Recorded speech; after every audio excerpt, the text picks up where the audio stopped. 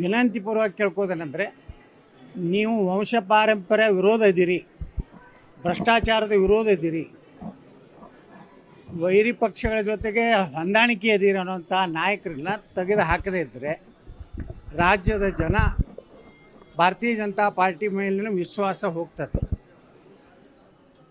ಮುಂದಿನ ಅವಧಿಗೆ ವಿಜಯೇಂದ್ರನ್ನ ನೀವು ಮುಂದುವರ್ಸೋದಾದರೆ, ಅವನೇ ಮುಂದಿನ ಮುಖ್ಯಮಂತ್ರಿ ಅಂಥೇಳಿ ನೀವು ಏನಾದರೂ ಕೇಂದ್ರ ಹೈಕಮಾಂಡ್ ನಿರ್ಣಯ ಮಾಡಿದರೆ, ಈ ರಾಜ್ಯದ ಜನ ಒಂದು ಹೊಸ ಭವಿಷ್ಯವನ್ನು ನೋಡ್ಕೊಳ್ಳಿಕ್ಕೆ, ರಾಜ್ಯದ ಅಭಿವೃದ್ಧಿಗಾಗಿ ಪ್ರಾಮಾಣಿಕ ಭ್ರಷ್ಟಾಚಾರ ರಹಿತ ಸನಾತನ ಧರ್ಮವನ್ನು ರಕ್ಷಣೆ ಮಾಡುವಂಥವ್ರು ಅನಿವಾರ್ಯವಾಗಿ ಒಂದು ಗಟ್ಟಿಯಾದಂಥ ನಿರ್ಣಯವನ್ನು ತೆಗೆದುಕೊಳ್ಳುವಂಥ ಕಾಲ ಬರ್ತದೆ. ಯಾಕಂದರೆ ಇವತ್ತು ಹೊಸ ವರ್ಷ ಹೊಸ ಸಂದೇಶ ನಾನು ಕೊಡ್ಲಿಕ್ಕೆ ಬಯಸ್ತಾ ಇದ್ದೀನಿ.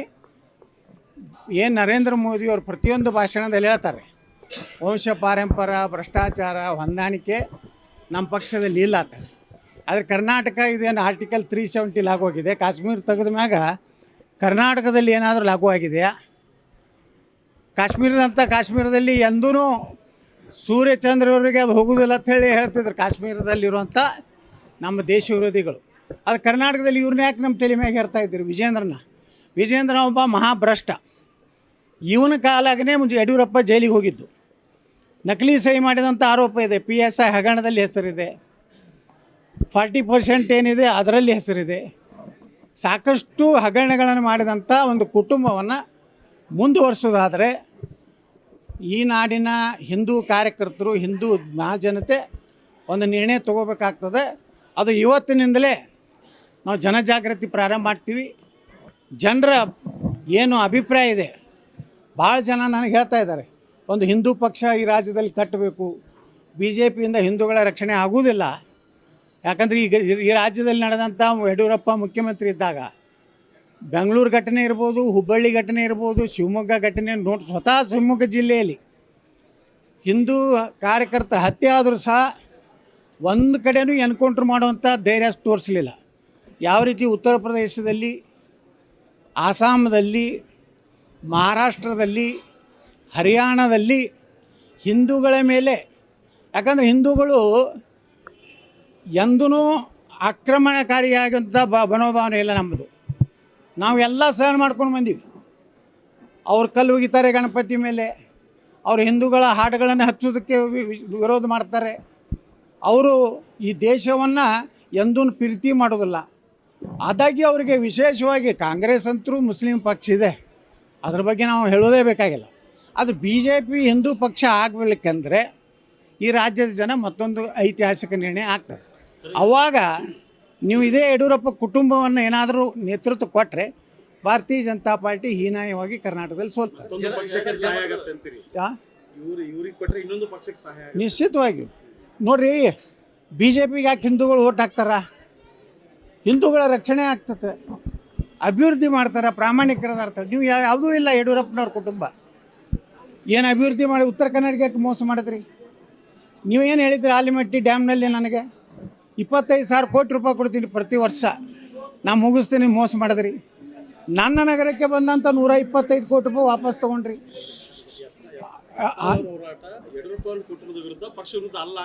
ನಾವು ಭಾರತೀಯ ಜನತಾ ಪಾರ್ಟಿ ವಿರುದ್ಧ ಅಲ್ಲ, ನರೇಂದ್ರ ಮೋದಿಯವರ ವಿರುದ್ಧ ಅಲ್ಲ. ನಾವು ದೇಶ ಇವತ್ತು ಸುರಕ್ಷಿತ ಇದ್ದರೆ ನರೇಂದ್ರ ಮೋದಿಯವರಿಂದ. ನರೇಂದ್ರ ಮೋದಿಯವರು ಯಾವ ರೀತಿ ಪ್ರಾಮಾಣಿಕರಾದ್ರೆ ಅಂಥ ರಾಜ್ಯದ ಒಂದು ರಾಜಕಾರಣದಲ್ಲಿ ನಾಯಕತ್ವ ಕೊಡಿ. ನೀವು ಎಲ್ಲರೇ ಇದೇ ಕುಟುಂಬನೇ ನಮ್ಮ ಇನ್ನು ಬಿಟ್ಟರೆ ನಮ್ಮ ಗತಿ ಇಲ್ಲ, ಯಡಿಯೂರಪ್ಪ ಬಿಟ್ಟರೆ ಲಿಂಗಾಯತರು ವೀರಶೈವರು BJPಯಿಂದ ದೂರ ಸರಿದ್ಬಿಡ್ತಾರೆ, ಭಯದಿಂದ ಹೊರಗೆ ಬನ್ನಿ. ನೀವು ನಿರ್ಣಯ ತಗೋದಾಗಲಿಲ್ಲ, ಮತ್ತು ವಿಜಯೇಂದ್ರನೇ ರಾಜ್ಯಾಧ್ಯಕ್ಷ ಮಾಡಿದ್ರಿ ಅಂದರೆ ಮುಂದಿನ ನಿರ್ಣಯ ತೊಗೊಲಿಕ್ಕೆ ನಾವು ಮುಕ್ತವಾಗಿ ಸ್ವಾತಂತ್ರ್ಯ ಇದೆ. ಜನಜಾಗೃತಿ ಮಾಡ್ತೀವಿ. ನೋಡಿ, ನನಗೆ ಸಾವಿರಾರು ಕರ್ನಾಟಕದ ಚಾಮರಾಜನಗರ ಹಿಡಿದು ಬೀದರ್ವರೆಗೆ, ಕರಾವಳಿ ಮಂಗಳೂರು ಕರಾವಳಿ ಭಾಗದಿಂದ ಹಿಡಿದು ಕೋಲಾರವರೆಗೆ ಎಲ್ಲ ಕಡೆಯಿಂದ ಒಂದೇ ಒಂದು ಕಾರ್ಯಕರ್ತರ ಒಂದು ಸಂಕೇತ ಏನು ಬರ್ತಾಯಿದೆ ಅಂದರೆ ಒಂದು ಹಿಂದೂ ಪಕ್ಷ ಕಟ್ಟಿ. BJPಯಿಂದ ನಾವು ಹಿಂದೂಗಳು ಸುರಕ್ಷಿತ ಇಲ್ಲ ಕರ್ನಾಟಕದಲ್ಲಿ. ಯಾಕಂದರೆ ಇವರು ಹೊಂದಾಣಿಕೆ ಇದ್ದಾರೆ, ಸಿದ್ದರಾಮಯ್ಯ ಜೊತೆಗೆ ಹೊಂದಾಣಿಕೆ ಇದೆ, DK ಶಿವಕುಮಾರ್ ಜೊತೆಗೆ ಇವರು ವ್ಯಾಪಾರ ಇದೆ, ಬಿಸ್ನೆಸ್ ಪಾರ್ಟ್ನರ್ಗಳಿದ್ದಾರೆ. ಜಮೀರ್ ಅಹ್ಮದ್ ಖಾನ್ ಜೊತೆ ಇವರು ಸರಸ ಸಲಾಪ ಮಾಡ್ತಾರೆ. ಮತ್ತು ಹಿಂದೂಗಳನ್ನ ರಕ್ಷಣೆ ಮಾಡೋರು ಅವ್ರು. ನಿಮ್ಗೆ ಓಟ್ ಹಾಕಿದ್ದು ಹಿಂದೂಗಳ ರಕ್ಷಣೆ ಮಾಡಲಿಕ್ಕೆ. ನೀವು ಅದನ್ನು ಮಾಡ್ತಾಯಿಲ್ಲ. ವಿಧಾನಸಭೆಯಲ್ಲಿ ಆ ರಾಜಣ್ಣವ್ರು ಹೇಳ್ತಾರೆ, ಆದರೆ ಆ ವಿಜಯೇಂದ್ರ ಬಂದು ಅಶೋಕ್ಗೆ ಹೇಳ್ತಾನೆ ಅದನ್ನು ಪ್ರಸ್ತಾಪ ಮಾಡಿಬಿಡಿ. ಯಾಕಂದರೆ ಅವ್ರು ಹೇಳಿದ್ದಾರೆ ಸಿದ್ದರಾಮಯ್ಯ, ಡಿ ಕೆ ಶಿವಕುಮಾರ್, ವಿಜೇಂದ್ರಗೆ, ನೀ ಏನಾದರೂ ಭಾಳ ಜಿಗಿದಾಡಿದಂದರೆ ನಿಮ್ಮ ಅಪ್ಪನ ಪೋಕ್ಸೋದಲ್ಲಿ ಒಳಗೆ ಹಾಕ್ತೀವಿ, ನಿನ್ನ ಮ್ಯಾಗಿನ ನಕಲಿ ಸಹಿಗಳನ್ನು ನಾವೆಲ್ಲ CBI ಕೊಟ್ಟು ನೀನು ಬರೋಬ್ಬರಿ ಮಾಡ್ತೀವಿ ಅಂದಿದ್ದಕ್ಕೆ BJPಯನ್ನು ಇವತ್ತು ಕರ್ನಾಟಕದಲ್ಲಿ ಒಂದು ನೈತಿಕ ಅಧಪತನ ಮಾಡಲಿಕ್ಕೆ ವಿಜೇಂದ್ರ ಕಾರಣ ಅದಾನೆ. ಇದನ್ನು ಕೇಂದ್ರ ಹೈಕಮಾಂಡ್ ತಿಳ್ಕೋದೇ ಹೋದರೆ ಮುಂದೆ ಏನಾದರೂ ಒಂದು ನಾವು ನಿರ್ಣಯ ಮಾಡಿದ್ವಿ ಅಂದ್ರೆ ನಾವು ಸರ್ವೆ ಮಾಡ್ತೀವಿ, ಎಲ್ಲರೂ ಒಪಿನಿಯನ್ ಸ್ಟಾರ್ಟ್ ಮಾಡ್ತೀವಿ ಇನ್ಮೇಲೆ ರಾಜ್ಯದಲ್ಲಿ.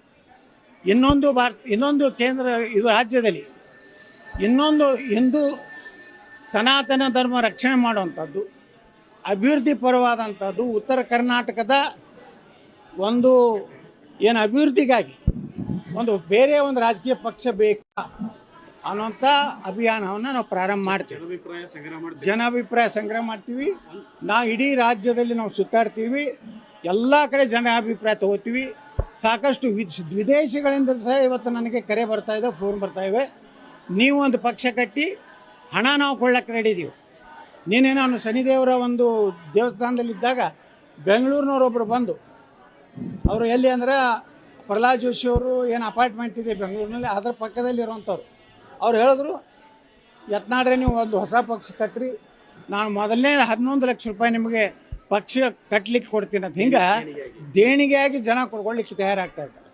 ಇದನ್ನು ನೀವು ಬಿಟ್ಟು ಮತ್ತೆ ಯಡಿಯೂರಪ್ಪ ಅಂದರೆ ಅನಿವಾರ್ಯವಾಗಿ ಜನ ಏನು ಅಭಿಪ್ರಾಯ ಕೊಡ್ತಾರೆ ಅದ್ರ ರೀತಿನ ಹೋಗ್ಲಿಕ್ಕೆ